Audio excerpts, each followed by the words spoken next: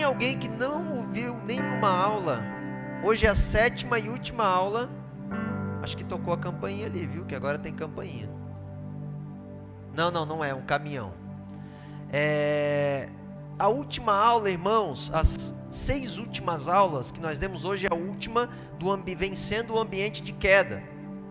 Nós tínhamos ministrado 7 aulas acerca de conquistar a terra prometida. E conquistar a terra prometida tem a ver com você vencer coisas que são obstáculos.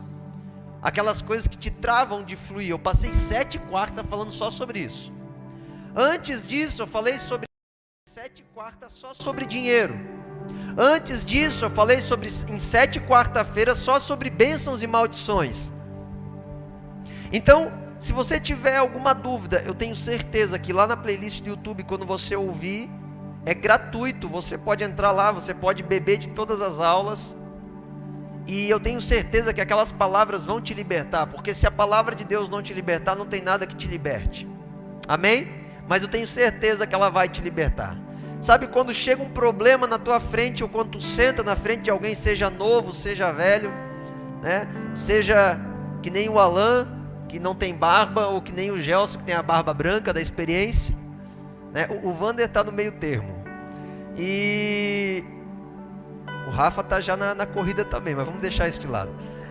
E quando você senta na frente de uma pessoa, às vezes a pessoa traz um problema para você e você pensa, meu Deus, mas isso não tem solução de jeito nenhum, isso é uma coisa muito complicada.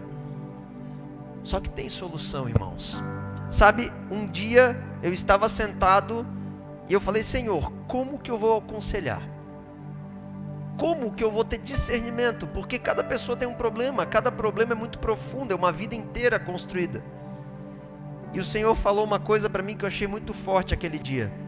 O Senhor falou assim, toda vez que tu sentar na frente de alguém para aconselhar, já presuma de início que se a pessoa está com algum problema é porque ela não está na palavra.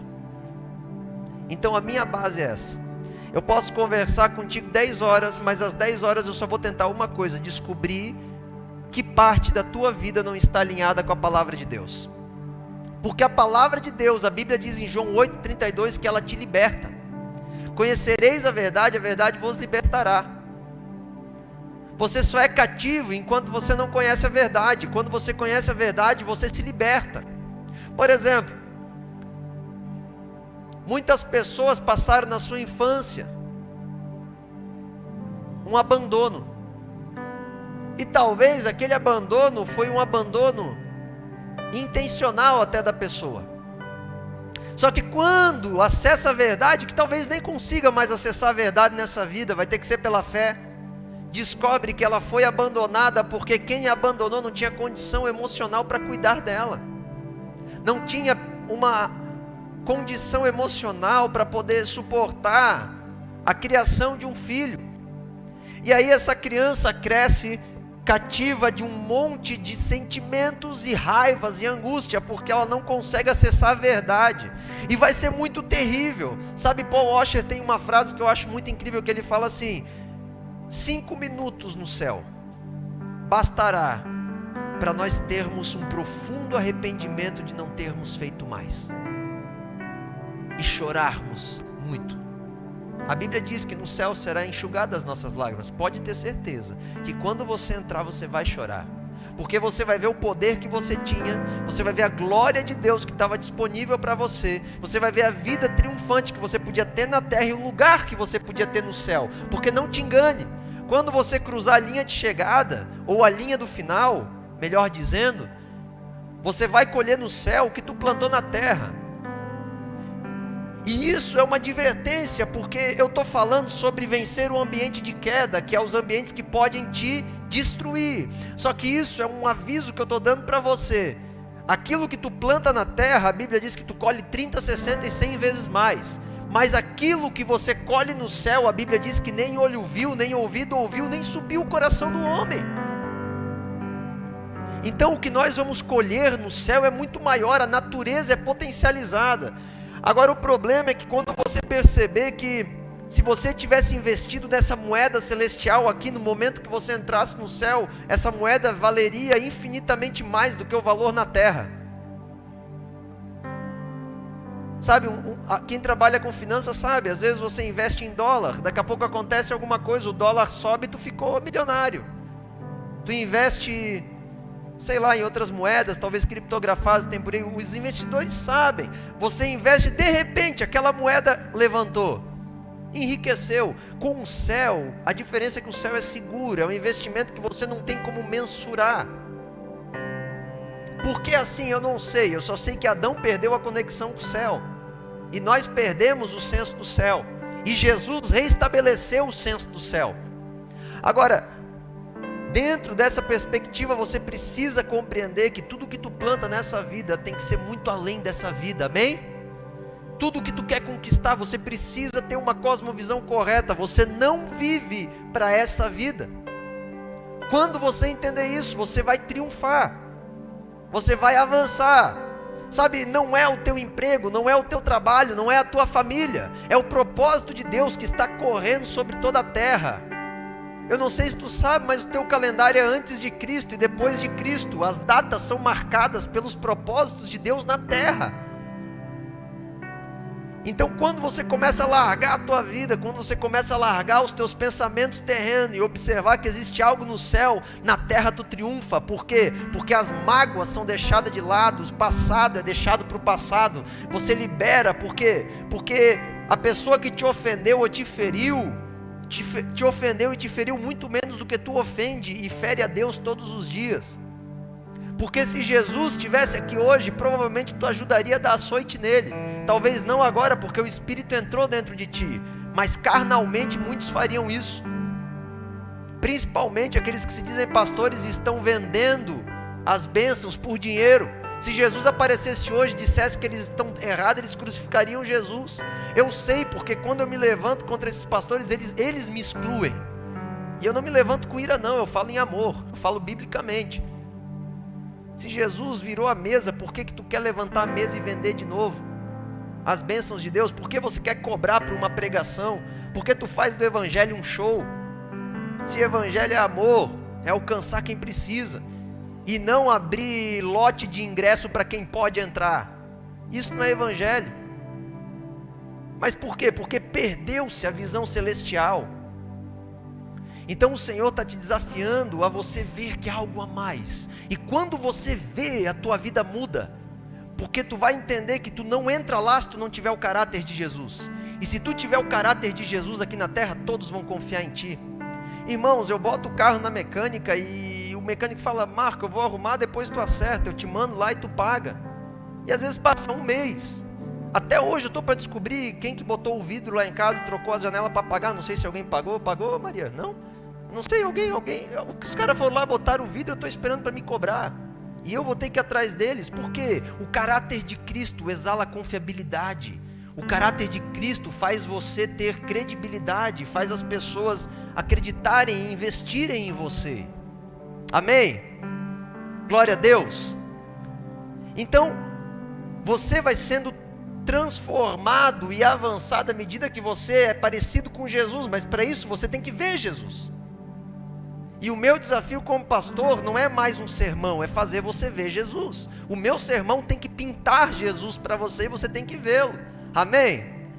E Jesus, a Bíblia diz em Provérbios 18:1, eu não entrei na pregação, mas a pregação é muito rápida, a aula é muito rápida, mas deixa eu entrar nesse lugar que o Espírito me conduziu. Em Provérbios de 18:1 não, Provérbios 19:1 fala que a sabedoria lavrou as suas 7 colunas. E essas 7 colunas são o quê? O caráter da sabedoria. É o caráter de Cristo. Se você estudar a vida de Cristo e você quer ser como Ele, um homem que triunfou na terra e reinou no céu, tem 7 pilares. O primeiro é santidade. Santidade é ser parecido com Deus. O segundo é justiça. Dar a resposta certa no lugar em que você está. Por exemplo, eu não posso entrar na casa de uma pessoa sem cumprimentar essa pessoa. Isso é ser injusto.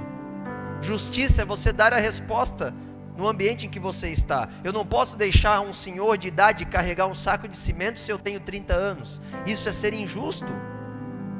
Justiça é você dar a resposta correta em cada ambiente. Depois, o caráter é verdade. Pessoas que são verdadeiras, que não manipulam.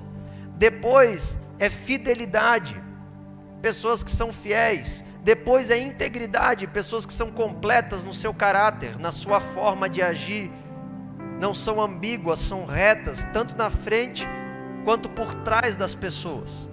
Depois é bondade, você se mover por bondade. Então o Senhor, Ele nos leva a esse ambiente para a gente poder desfrutar e ser como Ele. À medida que você é como Ele, você vai avançando e se tornando algo na terra. O problema é que muitas vezes a gente olha para fora, o problema está lá fora, o problema está aqui. Não, o problema está aqui. Deus, Ele não é injusto, Ele deu a mesma oportunidade para todos, despir-se do velho homem e se tornar uma nova pessoa. Então a mesma possibilidade que eu tenho, tu tem. A diferença é que a resposta que eu dou e a resposta que você dá deve ser do mesmo nível e vai depender dessa resposta para o teu crescimento. Amém? Você não precisa ir em Roma subir uma escada de joelho. Você não precisa pagar penitência. Não é os 21 dias de jejum que vai fazer tu ser mais filho ou menos filho. É o quanto você acredita nele, ainda que o jejum é necessário ser feito. É o quanto você confia nele. Agora, dentro dessa perspectiva, nós começamos a olhar para a terra e nós começamos a ver as coisas turvas, porque quando tu olha para a terra, tu vive pela terra, tu não consegue mais viver pelo que vale a pena, e tu começa a perder valores, então o teu coração começa a ser perturbado, e você acessa os ambientes de queda, que eu já narrei todos: ofensa, frustração, cada ambiente, indiferença, críticas ácidas, sabe, todos, independência. E aí chega um determinado momento que os enganos entram no teu coração e eles começam a se instalar.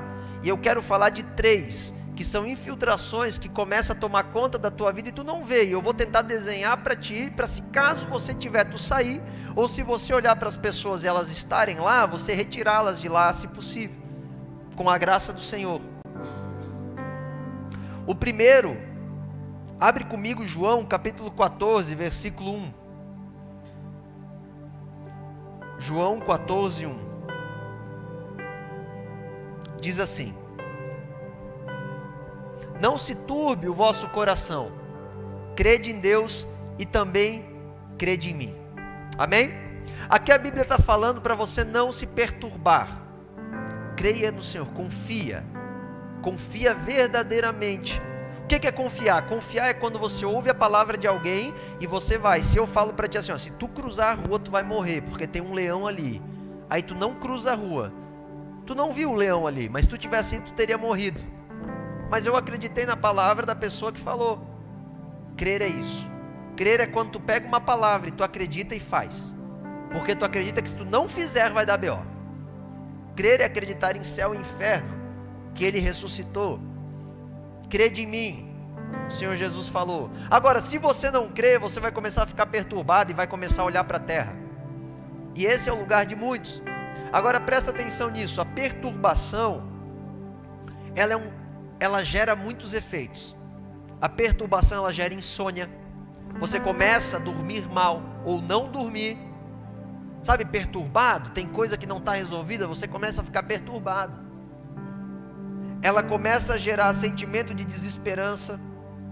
Não tem mais esperança para nada, parece que você está amargurado, não tem mais jeito a tua vida. Parece que todo mundo flui, mas você tem uma estrelinha especial que não flui. Parece que tem algo ali que você perdeu a esperança. A perturbação causa falta de apetite. As pessoas param de comer. Pessoas perturbadas não comem. Pessoas perturbadas não comem, não tem paz nem para comer. Também tem as pessoas perturbadas que comem muito. Mas a perturbação geralmente ela gera, comer muito está mais ligado com a ansiedade. As pessoas profundamente perturbadas, elas entram num lugar onde elas perdem o apetite. Tem comportamento depressivo. E o maior sinal, que esse para mim é o mais evidente, que eu já passei muito por isso, é pensamentos repetitivos e desordenados. Sabe que tu fica pensando, e aí tu tenta ficar fazendo aquela imagem na tua cabeça para tu tentar resolver aquele problema. Não, mas eu devia ter falado assim, mas eu falei assado. A pessoa reagiu assim, mas eu falei assim. Mas se eu te pudesse voltar... Não, foi fiasco, não tem jeito. E aí você, não, mas se eu tivesse trabalhado dessa forma, vivido dessa forma, agido dessa forma... Então geralmente você tem um atrito com uma pessoa e talvez nem tinha o que tu fazer. Tu fosse o mais doce possível, mas tu não tinha o que fazer com. E aí a pessoa te fere. E aí tu fica com aquela dor. Ai, aquela pessoa me feriu. Uma vez eu cheguei para um pastor, Daniel estava bem carnal. Aí o Daniel, ele era meu amigo, eu não era pastor do Dani ainda. Eu nem era pastor, eu mali era um recém-convertido. E aprontaram uma para mim terrível, irmãos. Mas terrível, me queimaram em meia Santa Catarina. Mas ferraram com a minha vida. No meio das igrejas evangélicas. E aí, cheguei pro Dani, e o Dani falou, isso não devia ficar assim, tu devia revidar, tu devia falar, tu devia tal. Eu olhei pro Dani e falei, é verdade, eu sou um frouxo mesmo. Só que eu já tinha perdoado o pessoal, mas o Dani, com toda a sua sabedoria naquele tempo, gordo porque não malhava, trabalhava, jogava videogame e tomava Coca-Cola o dia todo, eu fui ouvir o conselho dele. Aí eu, muito cheio da razão, cheguei para um pastor, que era na época um pastor, que eu tinha, eu olhei para ele e falei, cara, eu sou um frouxo. Ele, que isso, Diogo? Não, porque eu não reagi, eu não falei com fulano assim, agora o cara saiu da igreja, eu não podia ter deixado assim. Ele falou, cara, você tá carnal. Poxa, daí eu cheguei no Daniel, fui humilhado pelo amigo, agora eu sou humilhado pelo pastor. Mas eu tentei, eu fiquei perturbado, porque eu ficava refazendo a cena, e eu falei, isso não pode ficar assim. Eles mentiram, eles teceram mentira, e é terrível, irmãos, porque é umas mentiras tão violentas, que eles pegam, por exemplo, assim, ó, eu tenho um pastor, aí eles pegam e criam uma história, que eu saí de um lugar e fui para outro, porque um pastor me mandou embora, porque eu fiz um negócio errado, e o outro pastor é um sem vergonha que me aceitou, e está comparsa comigo em todo problema, é tudo mentira, nada disso existe. Uma época da minha vida eu cometi um erro, e eu paguei pelo erro, eu confessei o erro e acabou. Só que as pessoas vão ferindo, e aí tu fica repetindo, e tu quer resolver, e tu não consegue, e aquilo fica na tua mente. E aí tu pensa, não, meu supervisor, fica imaginando o Lucas lá na autonomia, meu líder, sem vergonha, como é que ele falou assim? Eu devia ter reagido. Talvez tu já passou por isso, eu não sei. Ah, aquele cara lá, eu fui um frouxo, eu sou líder dele, e eu deixei ele assim. Agora ele deve estar lá, cantando vitória. Na verdade o cara está às vezes arrependido, triste, depressivo, precisando de uma palavra, mas a gente cria sentimentos desordenados que ficam ali, isso é perturbação, irmãos. Sai desse lugar, resolva isso. Minha ex-mulher, meu ex-marido, para quem teve uma vida de casado e separou, ou amaziado. Ah, o pastor que eu tive que me feriu, meu pai, minha mãe. Larga isso, entrega para o Senhor, sai desse lugar. Meu, mas eu devia ter sido diferente. Não, tu não devia nada, o que tu foi, agora tu pode aprender com isso e transformar em dupla honra, amém? Agora o Senhor, Ele além de te usar, naquilo que Ele quer te usar, Ele vai poder pegar o teu caminho errado e servir de exemplo para os outros não cair, amém? E Satanás está sendo humilhado, porque os erros que no namoro da época que eu cometi, de imoralidade, hoje eu sento com os jovens, eu sei direcionar certinho. Aí o pessoal pergunta, como é que tu sabe disso? Eu falo, nem vou te contar. Eu sei levando uma pancada, perdendo o apreço e a admiração das pessoas que eu mais amava. Então, só que cura isso, vamos para frente agora, deixa ser apedrejado, vamos entrar num lugar de novo. Larga, entrega essa pessoa, entrega esse fracasso. Às vezes tu fracassou, tu tinha uma expectativa no trabalho, no teu empreendimento, porque tu era bom naquilo, só que não deu certo. Deixa eu te contar uma coisa, sabe por que Deus permitiu a minha fama, a minha má fama, que nem era uma verdadeira má fama, mas é a fama que fizeram, espalhasse por Santa Catarina toda? Porque Ele queria que eu nunca mais voltasse para aquele lugar de pecado. E Ele falou, eu vou ensinar meu filho a nunca mais voltar para esse lugar. E ensinou. Então, às vezes a gente pensa, por que aconteceu tudo isso, Senhor? É porque tu errou, amém? Só que Deus é tão bom que Ele vai pegar todo esse teu erro e Ele vai, enquanto dá tempo ainda, Ele vai convergir para um lugar em que você vai triunfar. Porque Deus é especialista em pegar fracassado e fazer dele príncipe, amém? Todos os príncipes na Bíblia que foram de Deus eram homens fracassados, entre aspas, eram homens rejeitados. Talvez não fracassados, mas rejeitados. Homens errados, imorais. O maior rei que Israel teve foi Davi. Ele matou um homem para ficar com a mulher dele, tendo 100 mulheres. Pensa que 100 mulheres não era bem o que ele tinha, mas é só um número hipotético. Mas ele tinha muitas, naquela época tinha poligamia. Então, irmãos, entenda o movimento que o Senhor está fazendo. Mas aconteceu tal coisa, eu não podia ter feito isso. Tu não podia, mas tu fez, e agora? A graça te basta. Amém? A graça te basta. A graça daquele que conserta o teu caminho. Ele conserta, só acredita nele, ele vai consertar. E vamos para frente. Então, esse sentimento desordenado, ele é algo que vem da perturbação. E tem casos mais sérios. Tem pessoas, presta atenção, que entram nesse lugar tão profundo por coisas não resolvidas na vida, que começa a perder a memória. Tu já viu que tem gente que tu fala que parece que a pessoa está viajando? E daqui a pouco tu falou, a pessoa não está bom, daí tu vai perguntar, a pessoa não sabe o que tu falou. Começa a perder a memória. Eu já percebi isso, tinha uma vez que eu estava tão perturbado com uma situação. Esses dias mesmo a Sueli falou para mim, amor, tu tá tão aéreo, porque eu estava tão perturbado com umas lutas que está sendo travada no meio da igreja, no meio municipal, no meio nacional. Eu nem discuto com ela, porque eu estou perturbado.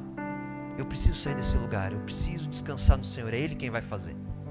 Mas eu tentando carregar tudo, e aí ficam os sentimentos, e tu tenta resolver, e te dói aqui, te dói ali.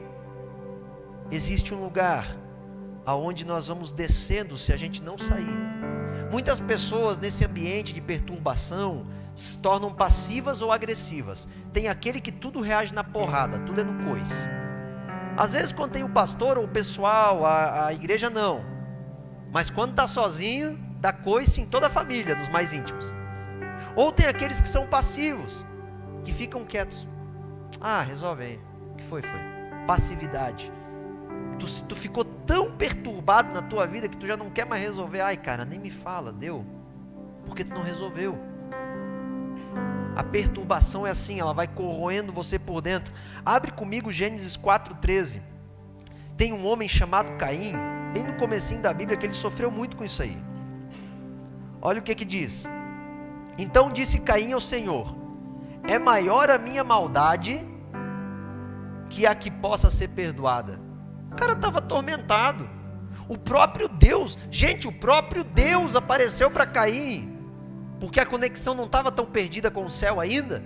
Apareceu para Caim e falou: Caim, te arrepende do teu erro, vamos embora. Ele falou: a minha maldade é muito maior do que pode ser perdoada. Ele não conseguia aceitar que a oferta do irmão era melhor que a dele, e que a oferta dele, que ele levou para Deus, não foi aceita. Isso acontece muito, irmãos. A pessoa vem na igreja 1 ano, daqui a pouco ela pergunta: eu estou fazendo tudo certo? Aí Deus fala: não, perdesse 1 ano, achando que tu estava fazendo o que era certo. E aí a pessoa: quer saber, eu vou embora. E na verdade o Senhor falou: te arrependa e continua. Porque não é o quanto você faz certo, é o quanto tu se arrepende e tenta fazer de novo. Davi não foi reconhecido como um grande rei porque ele acertou todas, mas porque todas as que ele errou, eu nem sei quantas vezes Davi acertou, mas eu sei que todas as vezes que ele errou, ele buscou um lugar de arrependimento. Então não importa se você errou, importa que você continue. Resolva o que tem que ser resolvido na tua vida, resolva. Não carregue ninguém, não carregue nada. Resolva a tua vida, resolva os sentimentos que se estabeleceram no teu coração. O teu pecado pode ser perdoado. Não entre em perturbação. Aí tem um tipo de perturbação que eu vou falar bem rápido aqui, que é a da culpa. A Bíblia diz que Satanás, um dia eu vou ministrar um culto só sobre culpa. Satanás, ele é o acusador, então ele gera culpa em você. Por quê? Porque ele tenta te paralisar. Satanás, ele tenta te paralisar. Aí ele te gera culpa. Ele faz tu fazer um negócio, dizendo: faz que vale a pena, não é tão ruim assim. Aí tu faz. Aí quando tu faz, ele começa: seu desgraçado, eu falei que tu não era de Deus. Sem vergonha. Tu não merece. Tu não merece estar junto com o pastor, tu não merece estar lá no culto dos jovens, tu não merece estar no culto de... Tu não merece, tu é um sem vergonha. E ele começa aqui, ó. Ele ativa teu senso de justiça própria, que ele sabe como virar a chave. E aí você começa a se julgar. Aí tu paralisou, pronto, tu estaca. Aí quando tu fica paralisado, a vida vai passando. Todo mundo vai andando, as coisas vão acontecendo. E quando tu vê, tu está numa decadência de resultados. Tanto no emprego quanto emocional. E aí tu começa a se bater mais ainda. Mas quem te paralisou foi o diabo. Só que ele diz que a culpa de estar paralisado é tua de novo. E aí a culpa vai te prendendo. Então ele é o acusador, ele sabe te perturbar. Agora olha que interessante o que diz 2 Coríntios 7,10. A tristeza, segundo Deus, não produz remorso, mas sim arrependimento que leva à salvação. A tristeza segundo a morte, não, a tristeza segundo o mundo produz a morte. O que é essa tristeza segundo o mundo? É a culpa. É quando você se sente culpado. Então agora presta atenção. Às vezes esse ambiente, esse sentimento de culpa se estabeleceu no teu coração por causa de um desses motivos aqui, ó. Uma humilhação pública, uma palavra do pastor severa. Às vezes eu errei contigo, às vezes você não tinha suporte para eu te corrigir na frente de alguém e eu te corrigi. E aí você, como é que pode o pastor me falar isso na frente de todo mundo? Às vezes tua esposa, teu marido, às vezes teu filho. Sabe aquela humilhação, quando alguém te dá uma pegada na frente dos outros, tu não sabe nem onde enfiar, tu queria ser um avestruz e botar a cabeça debaixo da terra, se é que avestruz faz isso, mas nos desenhos eles fazem. Sabe? Então você não sabe o que fazer, mas tu fica culpado, aquilo se estabelece. Repreensões e crítica severa, quando você é firmemente repreendido por uma autoridade. Ou também as privações emocionais, a falta de um pai, a falta de uma mãe. Você sabia que toda criança, quando o pai e a mãe são ausentes, ou quando eles não têm harmonia entre si, elas não botam a culpa nos pais? Elas dizem que a culpa é delas. Elas sentem que a culpa é delas. Pode perceber que uma criança, quando vê um pai e uma mãe discutir, ele não se mete, mas ele está absorvendo. E ele está pensando, a culpa é minha. E ele tenta começar a resolver, ele não consegue, porque é de baixo para cima. E só resolve de cima para baixo. E aí ele começa a se sentir culpado e se estabelece a culpa no coração dele. Um pai e uma mãe que não anda com Jesus, a criança se sente culpada, porque ela acha que ela impediu o pai e a mãe de ser feliz, porque a verdadeira felicidade só está em Cristo. A verdadeira paz não está na tua casa, no teu empreendimento, nos passeios, não está nisso. A criança, irmãos, deixa eu falar uma coisa para vocês. Tem gente que fala assim, ó, eu não tenho dinheiro para levar meu filho para passear. Mas o filho não quer passear, ele quer você. Amém? Se eu pegar meu filho e levar até o final da rua, para ele o dia está ganho. Tá ou não tá, Sueli? Está ganho. Então não é o passeio que traz alegria para a criança, é a presença no coração do pai e da mãe. Amém? Então descansa. Se você pode passear, passeie. Só que o teu filho quer te ver ligado com Jesus, porque ele também quer um destino, ele quer saber para onde ir na vida. E se você viver longe disso, teu filho não vai ter destino. Então se ligue com Jesus. Agora, outra coisa que gera culpa é padrões errados na infância.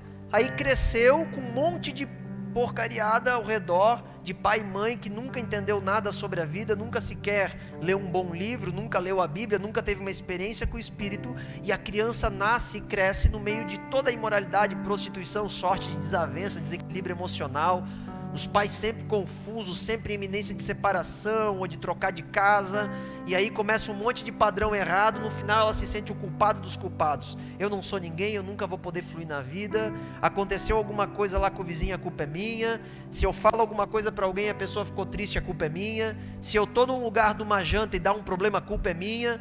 Tudo puxa culpa, porque viveu se culpando. Padrões errados na infância. Então a culpa, ela é uma perturbação. Agora, tem uma outra forma de culpa, e essa eu enfrento muito, que é a satânica. Satanás, ele lança ideias no ar para culpar pessoas e tentar trancar elas. Então ele começa a falar assim, a igreja não está fluindo e as pessoas estão apanhando ou não estão destravando por causa de ti. E aí tu começa a se culpar. E aí tu começa a achar assim, as pessoas não estão crescendo, a minha esposa, os meus filhos. as empresas. E aí tu começa a se culpar e tu começa a ficar cego. Tu não consegue mais ver o quadro da sociedade, tu não consegue mais ver as atitudes dos outros, tu não consegue mais ver o quadro do Brasil, tu não consegue mais ver o ambiente social que você vive, a cultura do lugar. Tu começa a ficar cego, tu começa a puxar a responsabilidade, tu começa a se condenar. Isso tu não sabe por quê, mas tu entra nesse lugar. Influência satânica também. Satanás, ele é especialista em fazer isso. E Jesus é especialista em quebrar isso, amém? Então, 3 tipos de culpas que aprisionam: remorso, a pessoa vive no remorso; vergonha, a pessoa tem uma vergonha e se afasta, e não quer mais lidar com a situação, esconde. Isso é o caso clássico dos abusos. A pessoa foi abusada, ela nunca conta, porque afinal de contas ela vai expor e vai estragar a imagem da família. O que será da minha família saber que eu fui abusado? A imagem deles vai ser destruída.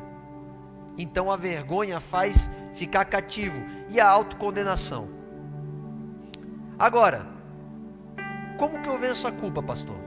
Abre comigo Romanos 8:1. Romanos 8:1. Abre lá. Depois de João, depois de Atos, vem Romanos.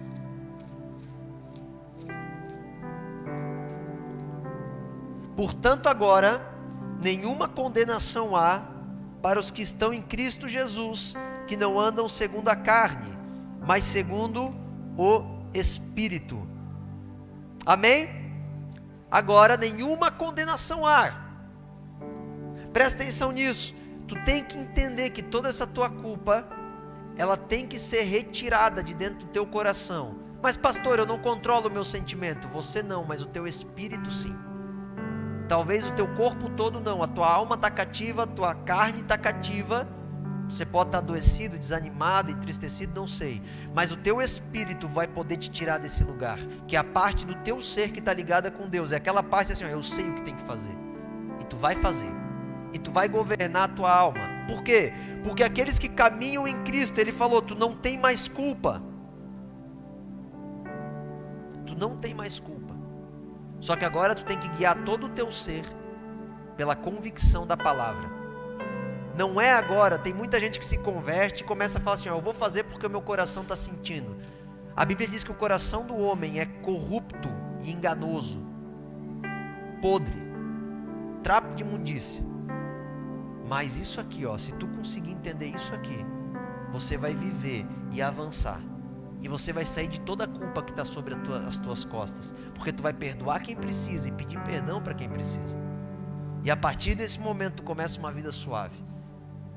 Por isso que vale a pena confessar os pecados. Confessar as ruindades.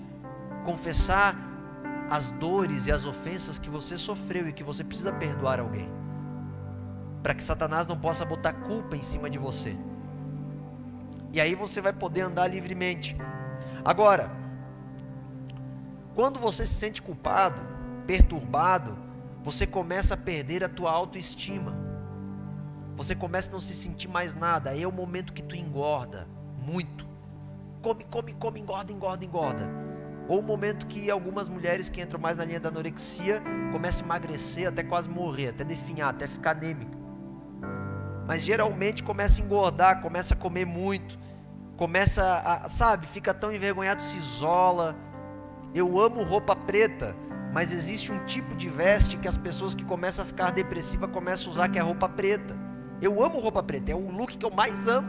Ver mulher, amo minha esposa de preto. Só que existe um espírito que quando ele cativa a pessoa, principalmente os jovens, a pessoa vai lá, coloca uma roupa toda preta escrito Slipknot e uma caveira com umas agulhas assim.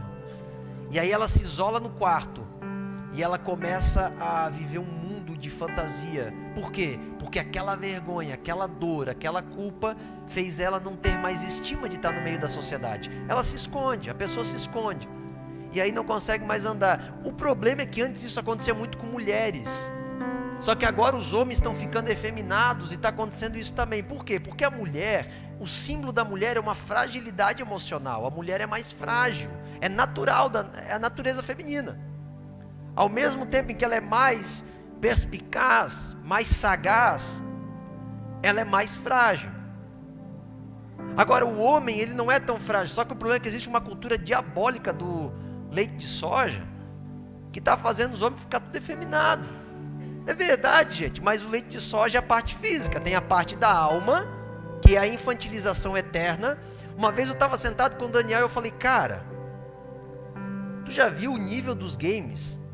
É loucura, gente, eu tenho que passar longe, porque aquele negócio é muito legal. Eu estou com 31 anos na cara querendo jogar videogame, e eu não jogo, porque eu entreguei, mas senão eu jogava, eu tinha uma lan house gigante. Mas o mundo está preparado para infantilizar eternamente. Enquanto os meninos não se tornarem homens, ninguém muda a sociedade, porque as mulheres não vão mudar, não na força, porque para mudar a sociedade precisa da inteligência e da sagacidade da rainha, mas a força do rei.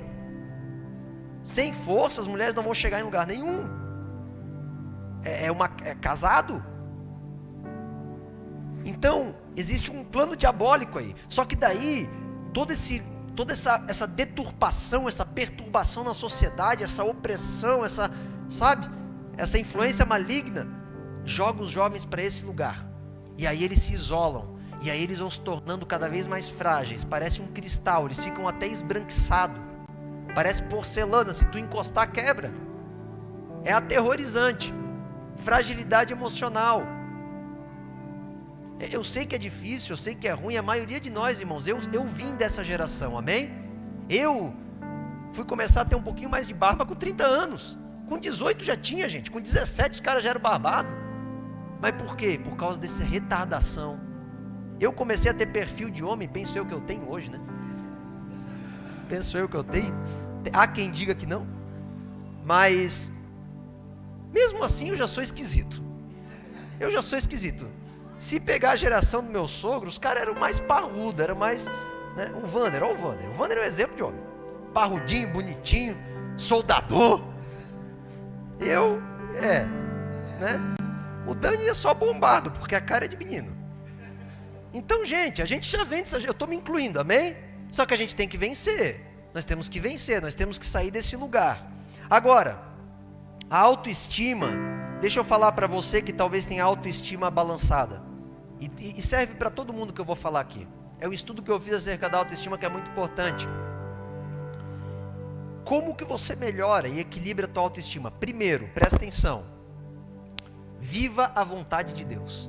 Romanos 12:2. Descubra o fluxo da verdade e adere a ele. Que a tua causa de vida, que os teus propósitos, valores e buscas sejam as de Deus. Porque daí tu vai perceber que tu vai se sentir valorizado.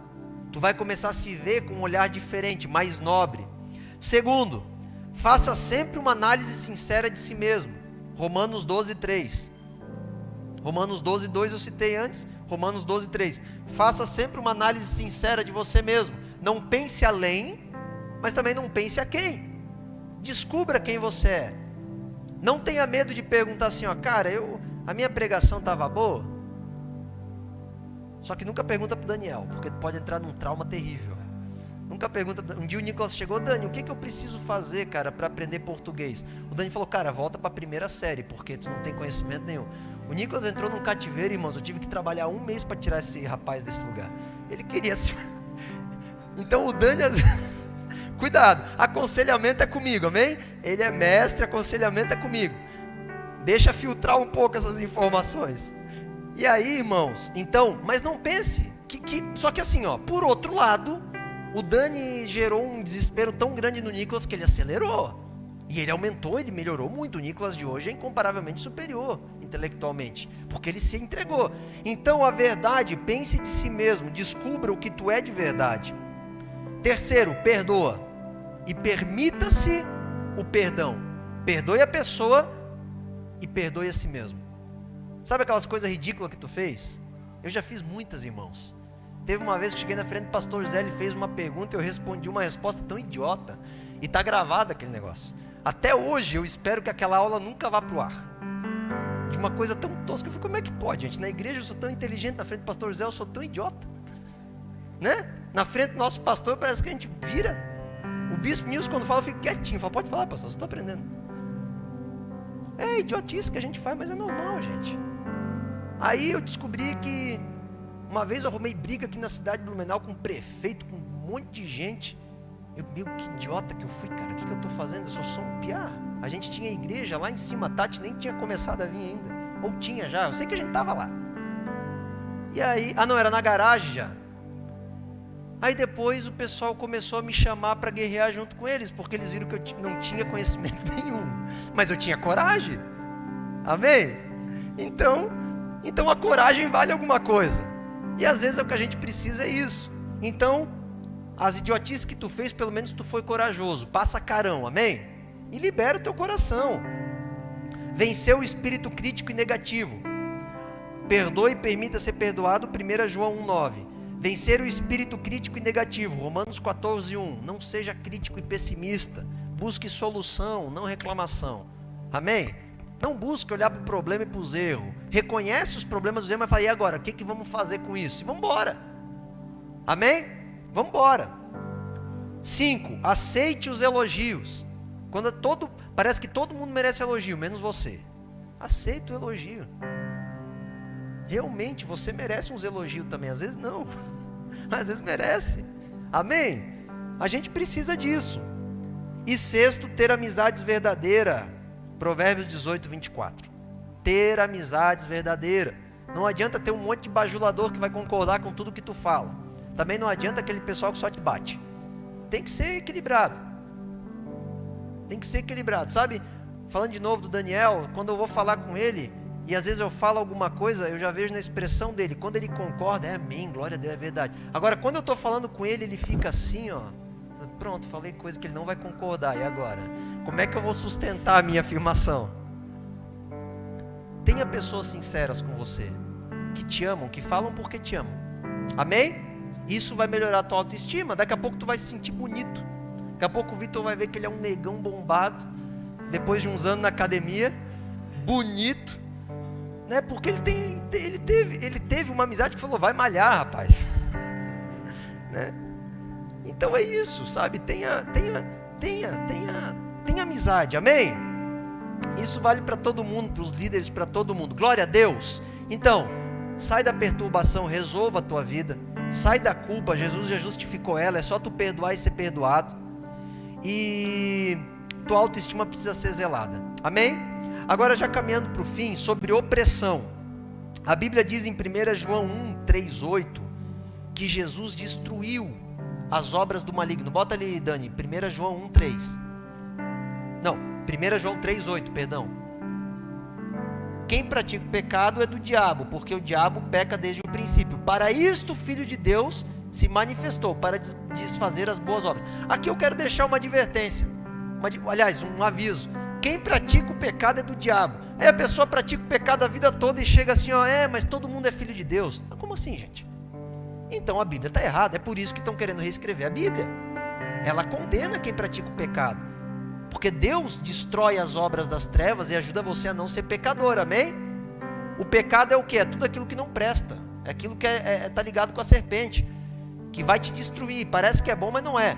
Agora, o Filho de Deus se manifestou para fazer as boas obras.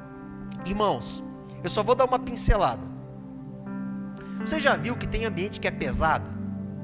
Tu chega assim, cara, que ambiente pesado. O pessoal do louvor passa muito isso. Chega aqui, está pesado o ambiente, parece que não flui. Por quê? Isso chama-se opressão. Sabe quando tu vai dobrar o teu joelho e parece que está seco que nem o sol do sertão? Antes do Bolsonaro fazer a ligação no Rio São Francisco, e agora que o Lula voltou? Sabe, está seco porque é opressão, irmãos. É opressão, é opressão. Então presta atenção, quando você entrar num lugar e tu perceber esse peso, às vezes o cara fala, ai pastor, eu não consegui orar porque eu estava com sono, mas esse sono é opressão. Tu tem que entender a guerra espiritual. O opressor é o segundo engano, o primeiro é a perturbação, o segundo é a opressão, ela te esmaga. Sabe, é quando você entra num lugar e Satanás fala, agora eu vou pegar ele, ou agora eu vou pegar ele, e começa a te esmagar. É aquele dia que tu acorda que parecia que estava tudo bem até ontem, mas hoje tu acordou que parece um inferno, parece que está tudo diferente, parece que tudo mudou. Parece que vem uma angústia, uma tristeza, até onde estava tudo bom, eu fui dormir sorrindo. Em vez de ser a alegria veio pela manhã, foi a tristeza veio pela manhã.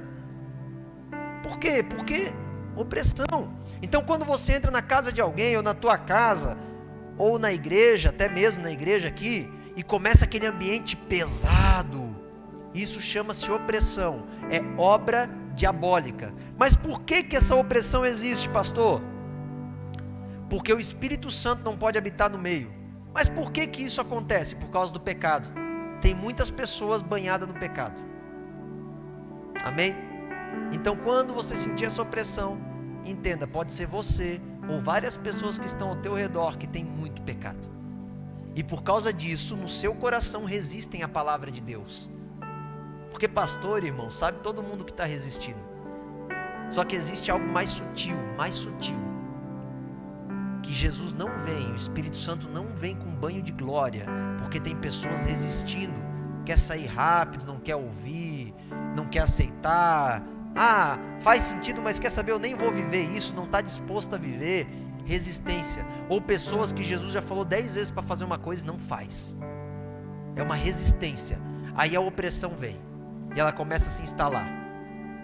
Para o grupo de louvor, às vezes é o próprio grupo que alguém está em pecado, está com as ideias meio bitoladas. Ou às vezes o grupo está todo santo, está ligado com o Espírito, mas a igreja está rejeitando. Deixa eu falar uma coisa para vocês. Aqui em Brusque, todo mundo conhece o Antônio Cirilo? Uma vez o Antônio Cirilo veio aqui em Brusque, ele parou o culto e foi embora. Ele falou assim: vocês não querem adorar, vocês querem show, eu não vou dar show. Ele parou e foi embora, irmãos, nunca mais voltou. Então existe a opressão do pecado, as pessoas que rejeitam o Espírito Santo. Você precisa vencer essa opressão. Como que você vence? Em Cristo.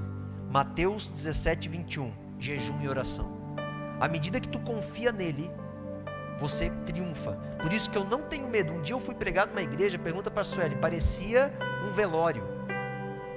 Parecia que os defuntos iam se levantar. Aliás, não, que estava tudo morto mesmo. Que daí ia ser glória, né? E sabe o que eu fiz, irmãos? Eu peguei um solo de piano que eu toquei, e eu pedi para o cara na hora de pregar. Começou o culto às 6, 7 horas, e era para eu pregar. Só que aconteceu tantas coisas no culto, veio o pregador 1, depois o coral das crianças, depois o pregador 2, depois a oferta, depois o coral não sei das quantas, depois o playback da irmã. Eu sei que era 9h15, eu tinha 20 minutos para pregar. E eu falei para o Senhor, Senhor, eu só saio daqui quando eu terminar a pregação que tu me deu. Eu preguei mais 1 hora, irmãos, acerca da morte. Só que estava uma opressão diabólica. Sabe o que eu fiz? Eu peguei o celular e eu pluguei lá no som da igreja, e eu botei um solo de teclado que eu tinha feito no momento de intimidade com o Senhor. Rasgou os céus, irmãos. A opressão foi embora, ficou um ambiente de glória. E eu preguei 1 hora e não foi pesado, foi gostoso. E no final teve cura, pessoas que foram curadas do estômago, pessoas que tiveram testemunhos de transformação de vida. Vença a opressão através da tua intimidade com Deus. Presta atenção. Intimidade com Deus é quando a tua consciência está perto de Deus. Diferente do que os presbiterianos falam, não é a quantidade de livros que você leu. Não tem a ver com quantos livros você lê. Tem a ver com o quanto você deseja Ele e o quanto você respeita Ele. É relacionamento, não é conhecimento.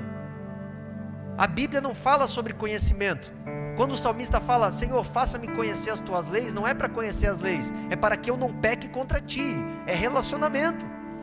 Tudo é submetido ao relacionamento com Deus. Então a opressão você vence através do relacionamento. Amém, Vitor? Você quer entrar num lugar para a glória do Senhor, se relacione cada vez mais. Daqui a pouco tu vai falar assim, tem pessoas que nem o Judson de Oliveira, que ele entra num lugar, ele pede para Jesus vir, pronto, não precisa falar mais nada, a glória estabelece no lugar, por causa da intimidade. Uma vez o Judson de Oliveira falou assim: ó, Senhor, eu não vou cantar, e eu não gravo, e eu não vou mais fazer culto se tu não vier comigo. Eu quero a presença que tu tem comigo lá na varanda da minha casa. E eu nunca vi, irmãos, um culto com o Judson de Oliveira sem ser cheio de Deus. Eu nunca vi. Intimidade, jejum, oração, entrega. Quer essa igreja aqui borbulhando na adoração não parecer aquele quase um monastério, mas um lugar de vida? Comecem a jejuar, comecem a orar, carreguem a cruz com o pastor. Vocês vão ver que a glória vai descer aqui, Jesus vai derramar. Amém? Porque nós vamos vencer a opressão. Agora a última que eu quero falar hoje. Eu me estendi um pouquinho, mas estou terminando. Possessão. A possessão, irmãos, lá eu vou deixar aqui o endereço, Marcos 5, do 9 ao 13. A opressão é a presença de demônios. Eles estão tentando entrar aqui agora, mas não vão em nome de Jesus. E a possessão é quando eles entram na pessoa. A possessão tem níveis. Quanto mais a pessoa for possessa, pior é.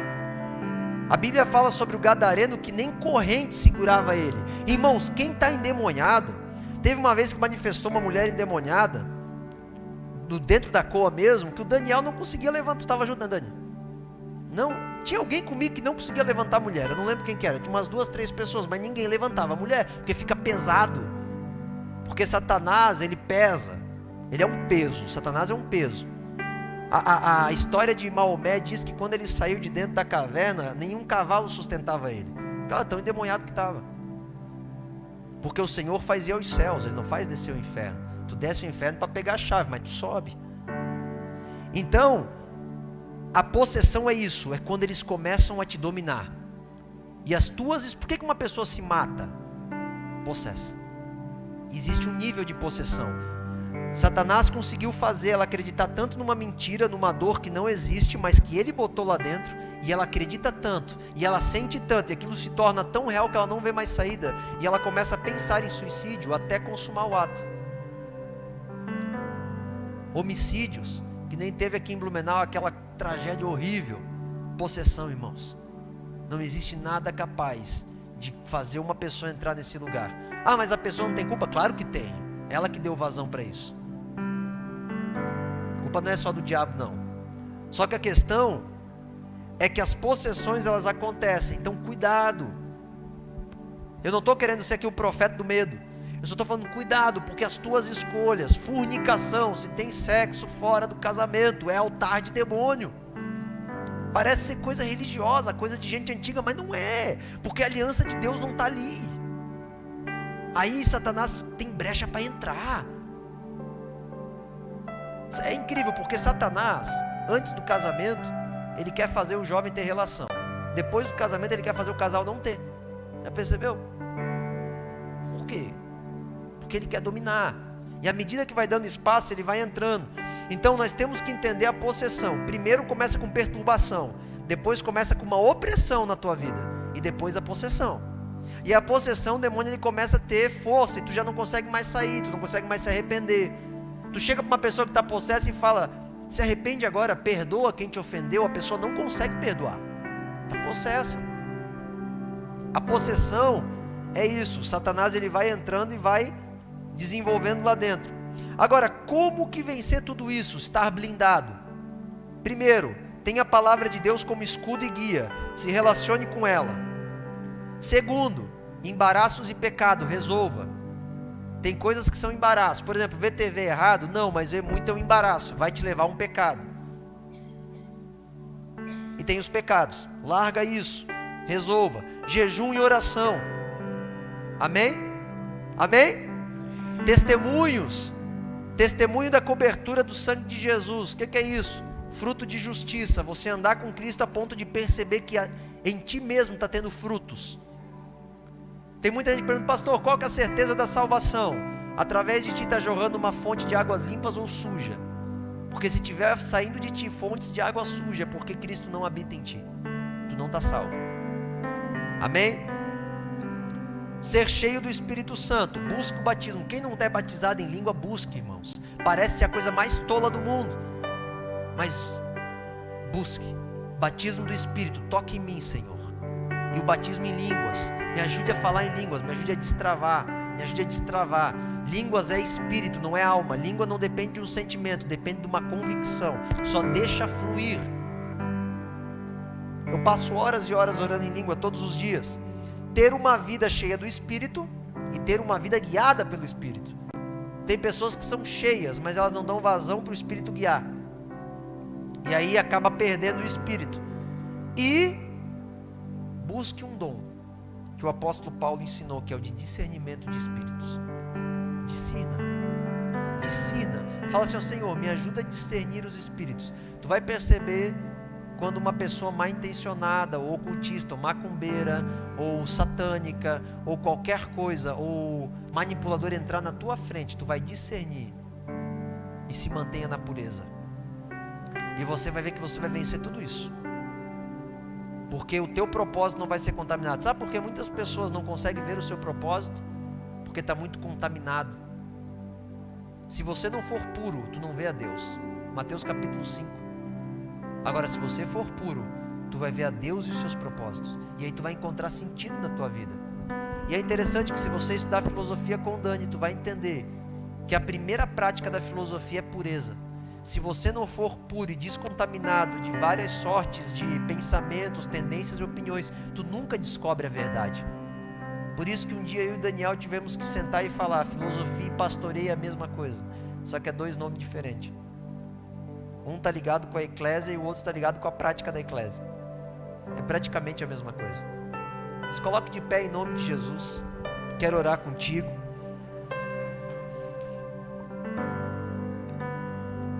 Espero que essa aula tenha te abençoado.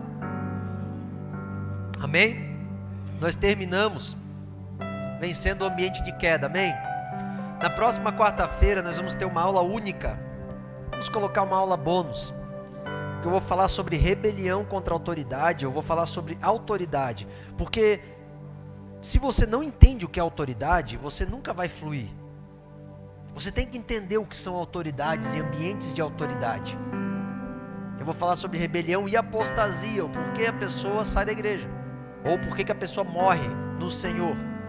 Então vai ser uma aula única chamada rebelião e apostasia. A rebelião e a apostasia acontece conosco quando nenhum dos ambientes de queda são vencidos. Você se torna ofendido, indiferente, independente, frustrado, crítico, e você entra num lugar que daí você se levanta contra a autoridade. E aí você se torna um rebelde de verdade. E você entra na rebelião, e depois da rebelião você cai na apostasia, e na apostasia tu cai direto para o lago de enxofre, porque não tem saída. É o pecado de Saul. Amém? Então a próxima aula bota ali, Alan, rebelião e apostasia. Vai ser uma aula só, faça arte. Amém?